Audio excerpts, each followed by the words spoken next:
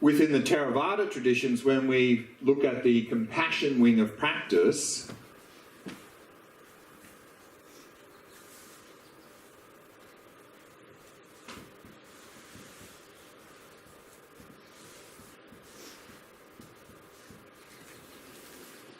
we're talking about the four immeasurables. These, and often in Theravada tradition, these are called the four Brahma Viharas. And these are four qualities we are cultivating: loving kindness, compassion, empathetic joy, and equanimity. And they are the practices or qualities that we're looking at, particularly in that session after lunch. So yesterday we looked at loving kindness. Today we'll be focusing on compassion.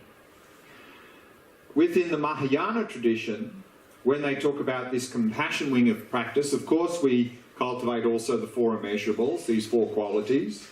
But then in the Mahayana we build on top of that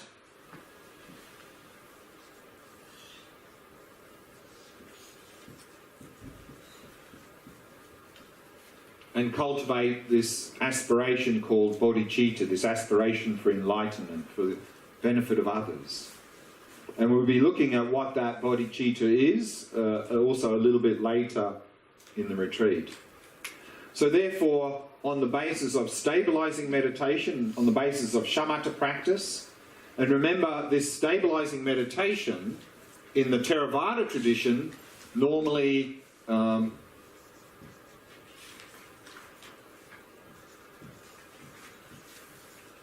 is called jhana practice. You won't really see the word shamatha in the Theravada. So in the Mahayana traditions, we often call it shamatha practice, in the Theravada, jhana. And jhana is another higher level of concentration than shamatha, but same practice, same stabilizing meditation. This is the basis of this. Because without stabilizing meditation, without having a calm, clear, focused mind, if we practice this analytical meditation where we're either investigating nature of reality or we're investigating a situation, and through that investigation we cultivate loving kindness and compassion and so forth, if we don't have this as a basis, then this won't work very well. Because we'll be distracted, we'll be half asleep, we won't be able to penetrate the nature of reality, we won't be able to effectively develop these qualities. So we need this as a basis for this. So that's also why the shamatha practice is so important. Okay.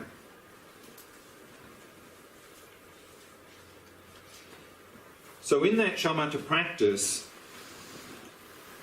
we saw that in the texts, the stabilizing meditation, we're talking about developing two qualities of stability and clarity. But I added a third quality, relaxation, that you normally won't see talked about in the meditation texts. And again, I think it's something very important that we need to pay attention to in our modern society, because we come into this practice, or any practice, with a lot of agitation and tension. And when we focus, we naturally tense. And that, of course, is not an effective way of focusing. It's just going to lead to a lot of fatigue and a lot of agitation. So the basis we need is relaxation. And I can't overemphasize the importance of having a relaxed body and mind as the basis for, in fact, all types of meditations.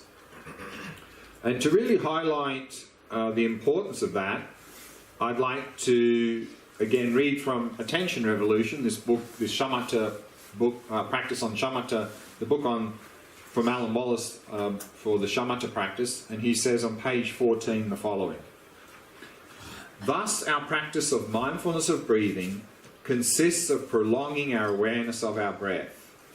While this requires an alert mind, such concentration should not be tense but rather balanced. When we discover that we've become distracted from the meditation object, it may feel natural to clamp down more forcefully, tightly concentrating the mind. You can see this in the facial expressions of people who try to concentrate in this way. Their lips become pursed, their eyebrows draw together, and their foreheads become furled with wrinkles. They're becoming concentrated, but like orange juice, most of the fluidity is being drained from their minds. If you want to concentrate for a short time, and don't mind the side effects of tension and fatigue, you can follow the above strategy. But if you want to follow the path of Shamatha, you'll need an alternative. I had to discover this fact through experience.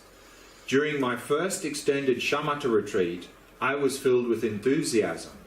I wanted to take full advantage of the rare opportunity that was before me, for I was meditating in India under the guidance of the Dalai Lama.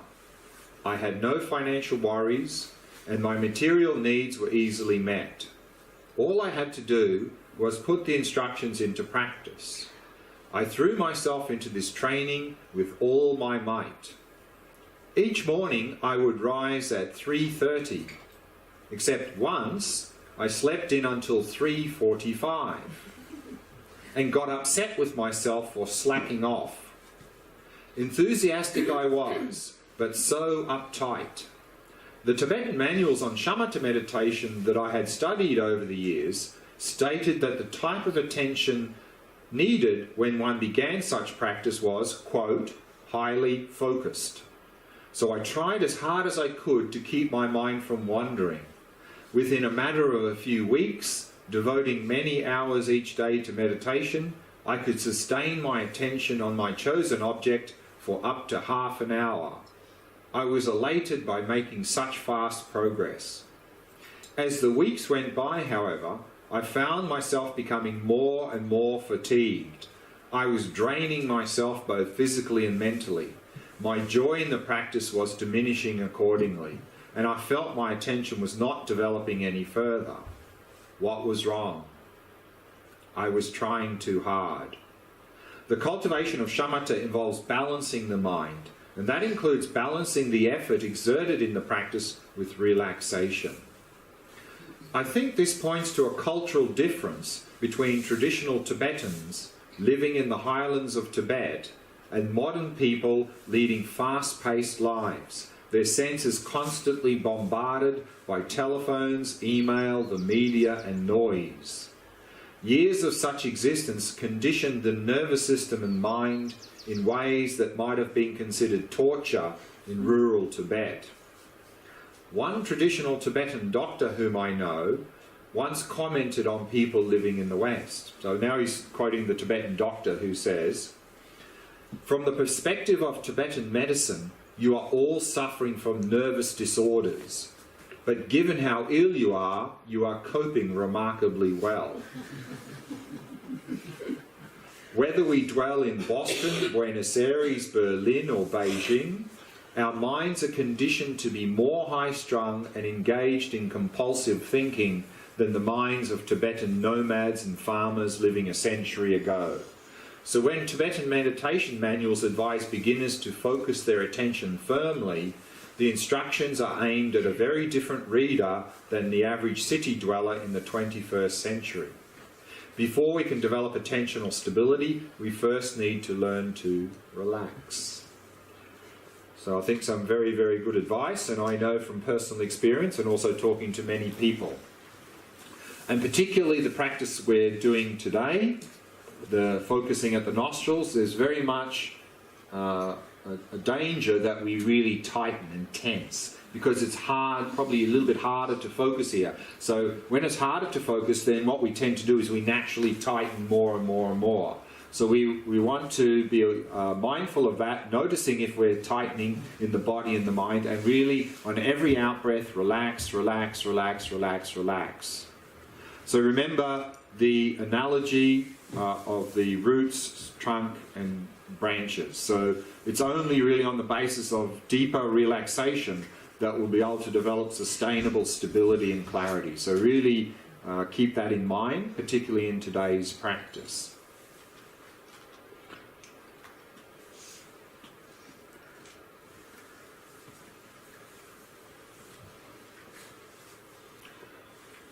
And in this practice, of course, the two main imbalances are dullness and distraction, or the technical word is laxity and excitation.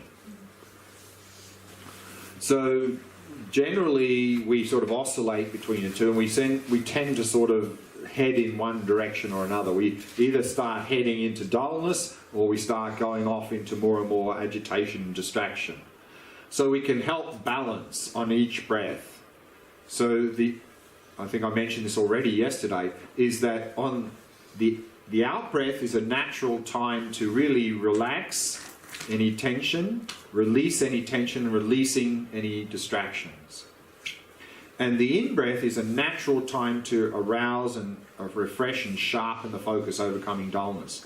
So if we are relaxing and releasing any tension and distractions on the out-breath and sharpening the focus on the in-breath, then we can find that balance. The balance of being relaxed and alert at the same time, to avoid dullness, avoid agitation and distraction. Of course, the prevention is the best cure. So there are a few things, of course, we can do to prevent dullness and distraction. Again, the posture is very important. Again, this vigilant posture. If our back is not straight, if it's all like this, then of course, high probability will fall into dullness. And of course, also if the back is too erect and the head is too high, maybe you get some agitation. So back straight and head position slightly down, that in between those two. And then of course the eyes closed, probably fall into dullness, but maybe some of us who tend to have a lot of agitation, maybe you find with the eyes slightly open you get very agitated. So then it may be better for you to have them lightly closed. So that's something we can adjust. And also the head position. If we're going into dullness a little bit, we can raise the head a little bit more. If we're getting more agitated, we can lower the head position. So that's something we can adjust. And of course the environmental conditions where we meditate at home is important. If we're meditating in a place that is hot, stuffy and dark, probably fall into dullness. Or we're meditating in a place that's too cold, too much light, particularly too much noise, then agitation and distraction. So this is something we can control a little bit where we meditate at home. And some people, again, depending on whether we tend to be more naturally a dull sort of person or naturally an agitated type of person, we can adjust those environmental conditions to suit us. You know, again, if we tend to be a sort of person that naturally gets more agitated than dull, maybe have less light, make it a bit darker where you meditate. Or if we're a sort of person that really gets very dull more easily than agitated, maybe we need more light where we meditate. So this is something we can control. Also the temperature, we can control that depending on our own personal preferences. And one key thing, of course, here is to, as a beginner, keep the sessions short. Because if you try and meditate too long, you'll find towards the end of the meditation, you're really just going to go into complete distraction or complete dullness. So keep the session short, and in this retreat we're doing 20-minute sessions, and I think for beginners that's about the right amount of time. Some of you may find that actually a little bit long, some of you may prefer to meditate a bit longer. So that's something you can adjust at home. And we'll talk more about how long to make that a little bit later in the retreat. But we're always emphasizing quality over quantity. Much better to meditate a shorter period of time with focus rather than try and meditate too long and just ending up in complete dullness and complete distraction. Because then we're actually getting caught up in the very things we're trying to overcome.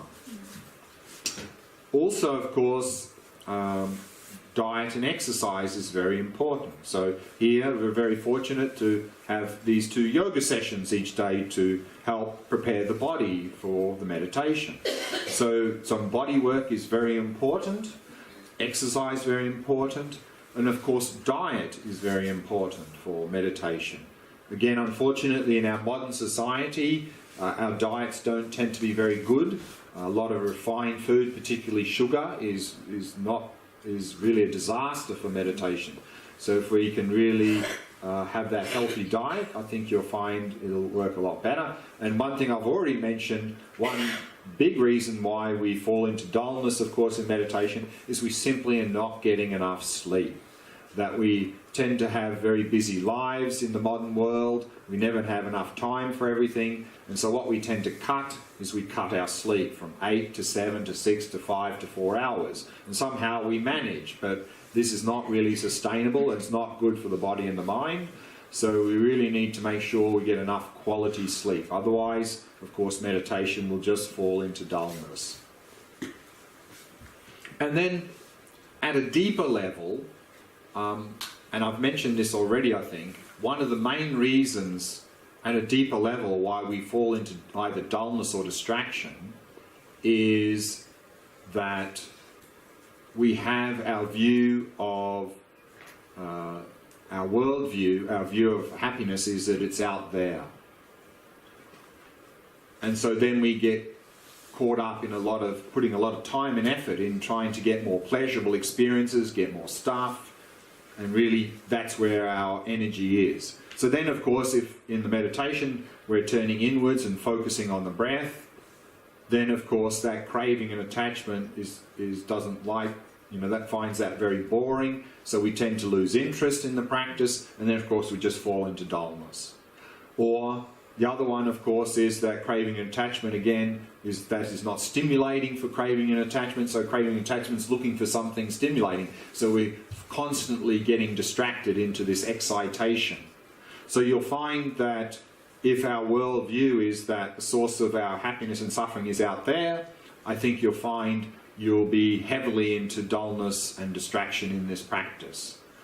Whereas if we can work on understanding this idea of genuine happiness that we briefly looked at yesterday, and the fact that the source of happiness and the source of suffering lies within our own mind, then when we do this practice we'll understand, we'll not be focusing out there but focusing in here, and we'll be really appreciating that this practice is an integral part of helping us to overcome suffering and finding genuine happiness, which means we're going to be very enthusiastic about doing this practice, which means we're not going to fall into dullness because we've lost interest, and we're not going to go into distraction because we want to find something more stimulating out there. So I think that's also going to be very helpful for helping us in this practice, is really shifting that worldview. So that's a few things that can help us to prevent dullness and distraction. So let's now return to this breath practice at the entrance of the nostrils. Some more comments about that before we go back to the practice. So again, to talk about that practice, I'd like to read a little bit more from The Attention Revolution by Alan Wallace. So he talks about this practice on page 46, and he says the following. Mentally, the initial emphasis in Shamatha practice is on relaxation, which can be induced by attending to the sensations of breathing throughout the body. The second emphasis is on stability of attention, and for this it can be helpful to observe the sensations of breathing in the region of the belly. Then, having established a foundation of relaxation and stability, we shift the emphasis to cultivating clarity of attention. It is crucially important that stability is not gained at the expense of relaxation, and that the increase of clarity does not coincide with a decrease of stability. The relationship among these three qualities can be likened to the roots, trunk, and foliage of a tree. So here we have this analogy again. As your practice grows, the roots of relaxation go deeper, the trunk of stability gets stronger, and the foliage of clarity reaches higher. In this practice session, shift the emphasis to clarity. You do this by elevating the focus of attention and directing it to a subtler object. Direct your attention to the tactile sensations of your breath at the apertures of the nostrils or above the upper lip, wherever you feel the in and outflow of your breath. Elevating the focus of attention helps to induce clarity, and attending to a subtle object enhances that further. Observe these sensations at the gateway of the respiration, even between breaths. There is an ongoing flow of tactile sensations in the area of the nostrils and upper lip, So sustain your attention there as continually as possible.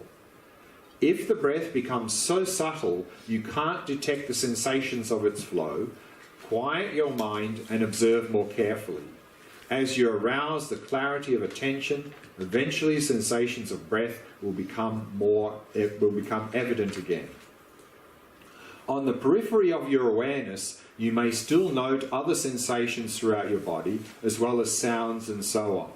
Just let them be, without trying to block them out, and focus your attention single-pointedly on the sensations around the apertures of your nostrils. Count breaths if you find this helpful. Arouse your faculty of introspection so that you quickly note whether excitation or laxity has arisen and take the necessary steps to balance the attention when such problems occur.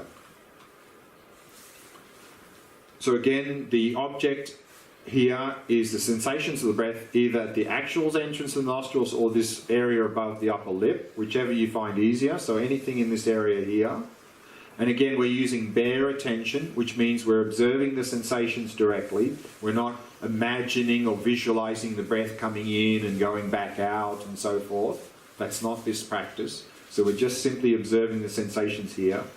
And of course, even between the in and out breath, there's still sensations going on here, even if there's no air flowing over that area. So maintain that continuity of mindfulness throughout the entire cycle of each in and out breath. And again, as he mentioned, to really keep very relaxed, meaning that if you notice any tension come out in the body or mind, just really release that, particularly on the out breath. And of course, to not control the breath, not force the breath if you don't notice any sensations here. Just stay very quiet and just pay closer and closer attention in a relaxed way. And also he mentioned, like yesterday, if you find that you're heavily distracted in this practice, and if you find it helpful, you can introduce a little bit of counting or noting the breath to help to stabilize the attention. So if you find that helpful, you can also bring it in this practice. If you don't find it helpful, you can leave it out. Okay, so that's a little bit more instructions about the practice. So let's go back to the practice, another 20-minute session.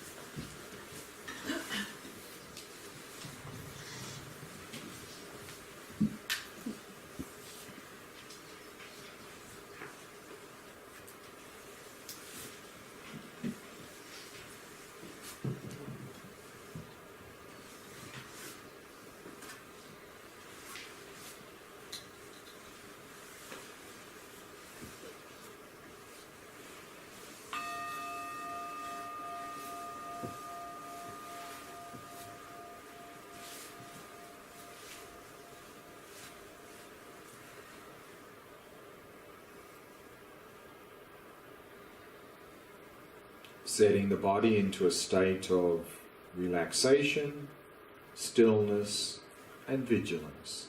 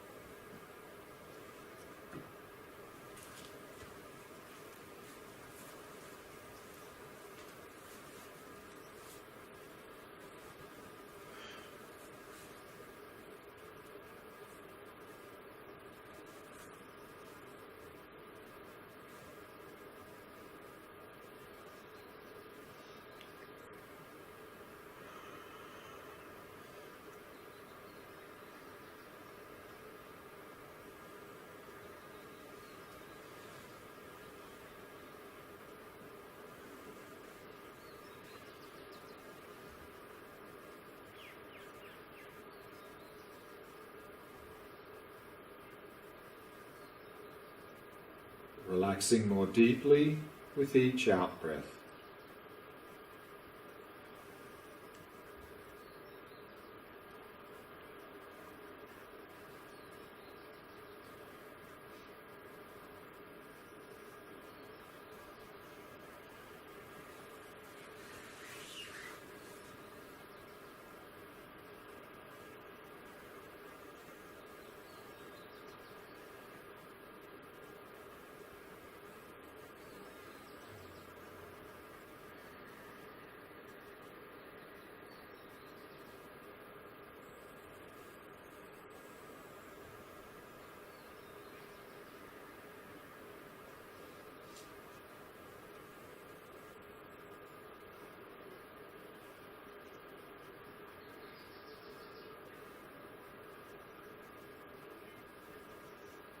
And with each out-breath, letting go of any thoughts that may have arisen.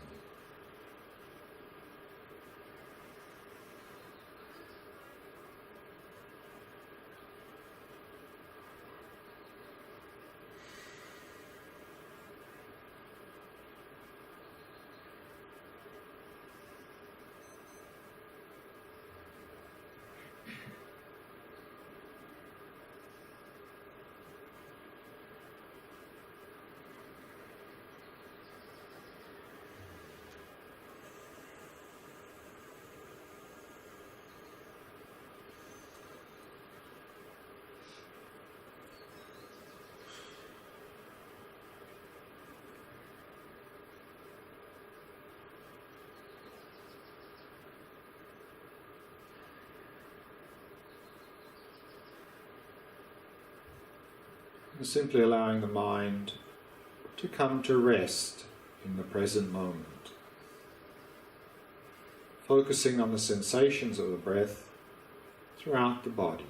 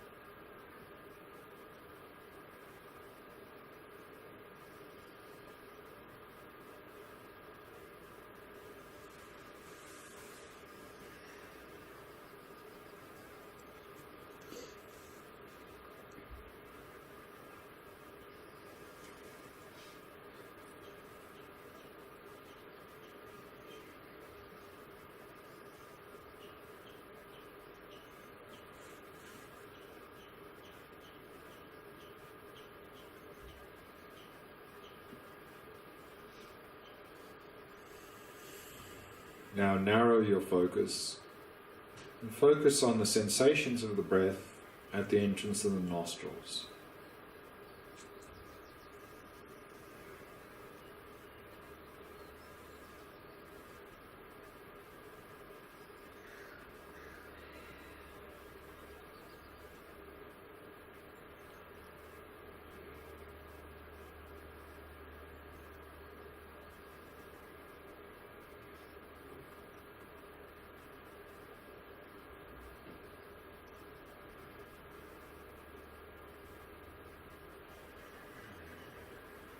Maintaining that ongoing flow of mindfulness of the sensations of the breath throughout the entire cycle of each in and out breath.